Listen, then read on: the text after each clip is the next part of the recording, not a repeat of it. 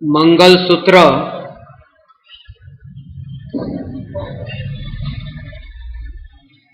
प्रकरण 4 मृत्यु महोत्सव। यदि इस पृथ्वी पर मृत्यु नहीं होती तो यहां धर्म भी नहीं होता। जिसे हम मृत्यु कहते हैं वह मृत्यु नहीं बल्कि मृत्यु की पूर्णता है, क्योंकि जन्म होते ही हम मृत्यु के मुख में प्रवेश करने की ओर गतिमान होते रहते हैं। जब कोई व्यक्ति हमें एक सिक्का देता है तब उस सिक्के की एक बाजू के पीछे ही दूसरी बाजू भी हमें साथ में ही मिलती है। ऐसे ही जब हमें जीवन मिलता है तब जीवन के पहले छोर में जन्म और दूसरे छोर पर मृत्यु साथ ही मिलती है।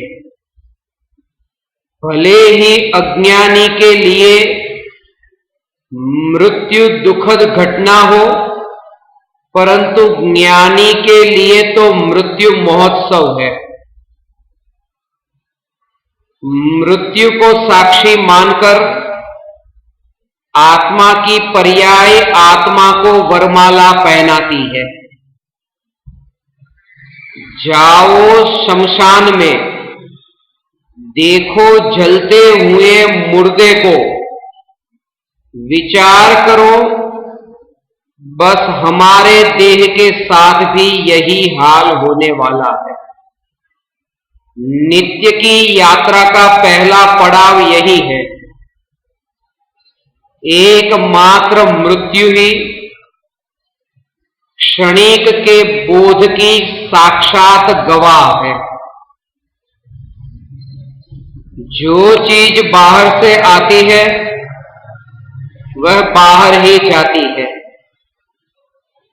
बाहर जाती है ऐसा नहीं, बल्कि न चाहते हुए भी बाहर लौटाना ही पड़ता है। हम धन इकट्ठा करते हैं, रुपये बाहर से आते हैं इसलिए बाहर लौटाने ही पड़ते हैं। हम भोजन करते हैं, अन्न बाहर से आता है इसलिए मल के रूप में बाहर लौटाना ही पड़ता है। हम पानी पीते हैं, पानी बाहर से आता है इसलिए मूत्र के रूप में बाहर लौटाना ही पड़ता है। हम सांस लेते हैं, हवा बाहर से आती है इसलिए उच्छ्वास के रूप में बाहर लौटानी ही पड़ती है। यहां तक कि सद्गुरु से क्षयोक्षम ज्ञान प्राप्त करते हैं, प्राप्त किया हुआ वह ज्ञान भी बाहर से आता है, इसलिए कुछ ही दिनों बाद हम उस ज्ञान को भी भूल जाते हैं।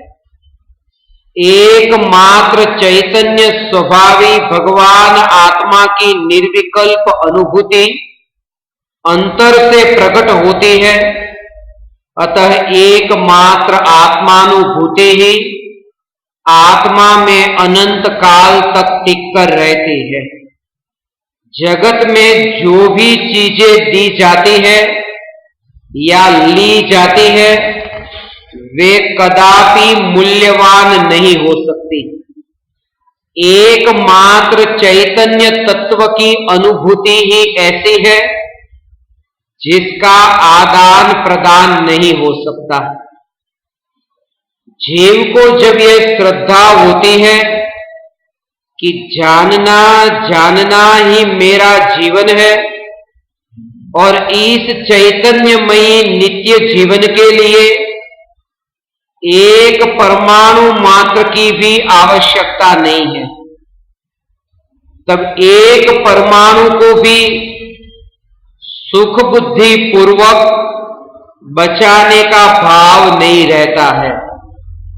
इस बोध को प्राप्त जीव धन, पद एवं प्रतिष्ठा आदि सब कुछ ही दांव पर लगा देता है।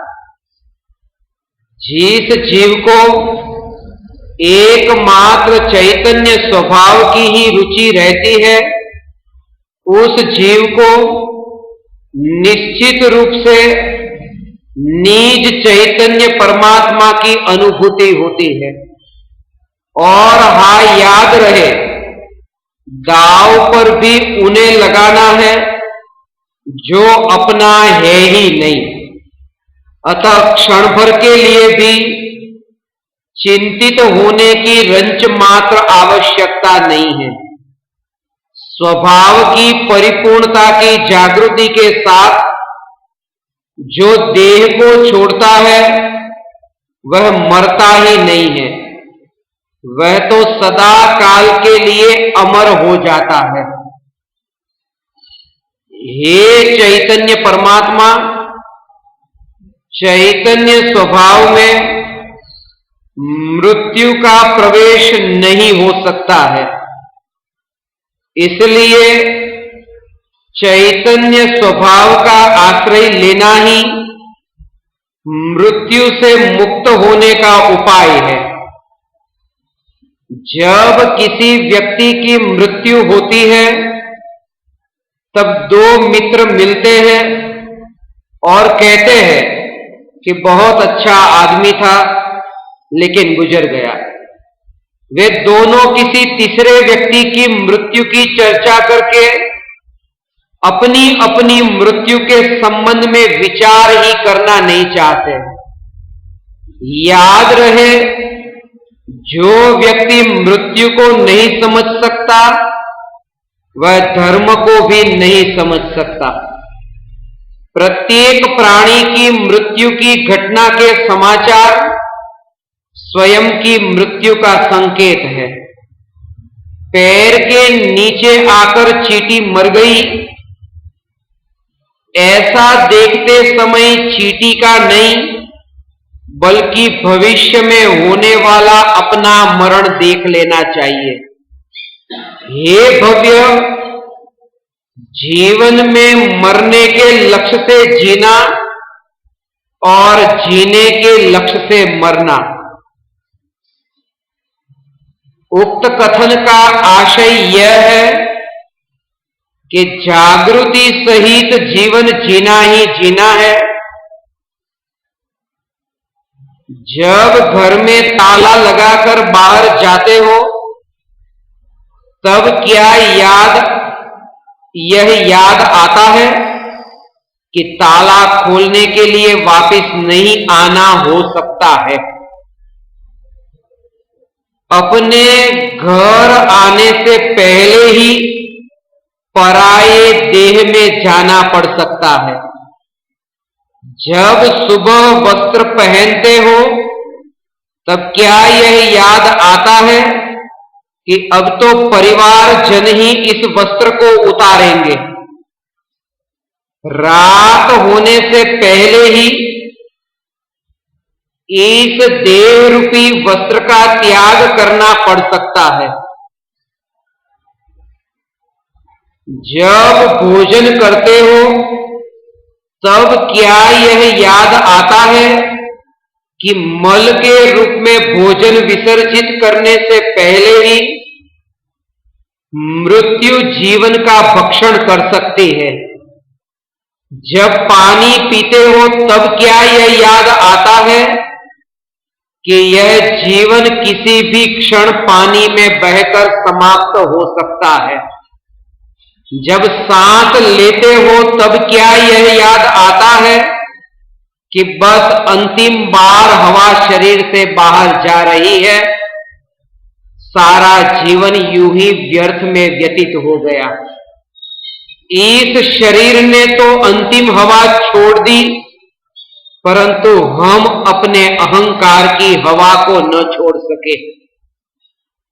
जैसे एक मुट्ठी में थोड़ी मिट्टी लेकर चारों दिशाओं में थोड़ी थोड़ी बिखेरती, कुछ क्षण बाद यदि हम मिट्टी के उन्हीं परमाणु को दोबारा इकट्ठा करना चाहे तो कर ही नहीं सकते। ऐसे ही इस देह के परमाणु बिखर कर कहां कहां चले जाएंगे हमें पता भी नहीं चलेगा। जब तक इस देह के परमाणु की क्षणभंगुरता का बोध नहीं होगा तब तक समय सारादि अनेक आगमों का ज्ञाता होने पर भी चैतन्य स्वरूप समय सार की नित्यता की यात्रा प्रारंभ नहीं होगी। जिसने स्वयं को परिपूर्ण चैतन्य तत्व माना उसका हाथ सुख पाने के लिए किसी भी परद्रव्य की ओर फैल ही नहीं सकता। मृत्यु होने पर आत्मा अपने साथ 1 रुपया भी नहीं ले जाता। इससे आत्मा को कमजोर मत समझना। यह तो आत्मा की महानता है कि मैं भगवान आत्मा इतना परिपूर्ण हूं कि उसमें अंदर इतनी भी खाली जगह नहीं है कि मैं यहां से कुछ भी ले जा सकूं। पूरी तरह पानी से भरे हुए गिलास में पानी भरने पर पानी जमीन पर गिर जाएगा। जिसने स्वयं को परिपूर्ण माना है उसे जगत में सभी आत्मा परिपूर्ण दिखाई देते हैं। कोई भी आत्मा पापी या दोषी दिखाई नहीं देता है। ज्ञानी को यह जागृति है कि मैं चैतन्य तत्व हूं। हे चैतन्य परमात्मा, जगत में कोई मेरा शत्रु नहीं है, कोई मेरा मित्र नहीं है, क्योंकि कोई मेरा ही नहीं। भगवान, हमें कहीं भी व्यर्थ के विवाद में नहीं अटकना है। जब बच्चा गिरता है और रोता है तब हम कहते हैं कि देखो चींटी मर गई, तुझे कुछ नहीं हुआ। वहां कोई चींटी नहीं मर गई, बाह्य में कुछ भी परिवर्तन नहीं हुआ, बस बच्चे का उपयोग पलट गया। उपयोग पलटते ही वह बच्चा रोता बंद हो जाता है। ऐसे ही ज्ञानी कहते हैं, प्रति समय जागृति बनी रहे कि देखो राग मर गया, परंतु तू भगवान आत्मा त्रिकाल जीवित है। यहां तो सचमुच ही राग मर जाता है, परंतु पर्याय का व्यय हो जाता है। जैसे किसी की मृत्यु हुई और किसी ने यह जाना कि मृत्यु से पहले क्या था, मृत्यु के समय क्या था और मृत्यु के पश्चात क्या हुआ, वह जानने वाला मरने वाले से तो जुदा ही होता है। ऐसे ही राग का विकल्प उत्पन्न हुआ, एक समय के लिए टिका और विकल्प का व्यय भी हुआ। जिसने ये जाना वह भगवान आत्मा राग से निश्चित रूप से जुदा ही है। मैं ही वह भगवान आत्मा हूं। मृत्यु की घटना से जीवन के सारे भ्रम छूट जाते हैं। याद रहे, जो किसी अन्य का होना चाहता है वह स्वयं का नहीं हो सकता है। दुनिया लुट जाए तो लुट जाए, मैं चैतन्य तत्व हूं। जो जीव सदा जागृत रहता है वही जीव मृत्यु की परीक्षा में सफल हो सकता है। मृत्यु जीवन की अंतिम परीक्षा है। मृत्यु जीवन की परीक्षा है।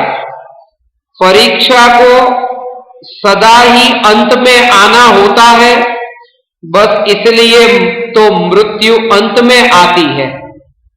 कुछ छात्र ऐसे होते हैं जो परीक्षा कक्ष में शिक्षक आ जाने पर भी किताब खोलकर पढ़ते रहते हैं। ये वे ही छात्र हैं जिन्होंने साल भर किताब को हाथ भी नहीं लगाया था। मृत्यु की घड़ी में शास्त्र खोलकर मत बैठ जाना, वह घड़ी तो जीवन भर किए गए स्वाध्याय की परीक्षा की घड़ी है। किसी मरणासन्न व्यक्ति को बुखार आया। जब उस व्यक्ति ने परिवारजनों से पूछा कि कितना बुखार है, परिवारजनों ने कहा 104 डिग्री। उसने कहा बस तो ठीक है, बेच दो। जीवन भर शेयर बाजार में बेचने और खरीदने के अतिरिक्त और कुछ न करने वाले व्यक्ति को मृत्यु की घड़ी में चैतन्य तत्व की जागृति कैसे रह सकती है? हे चैतन्य प्रभु, बस आज से ही, अभी से ही जागृति रहे। पर्याय की मृत्यु होने पर भी मैं चैतन्य परमात्मा अमर रहता हूं, ऐसी श्रद्धा के बल पर मृत्यु महोत्सव बन जाती है।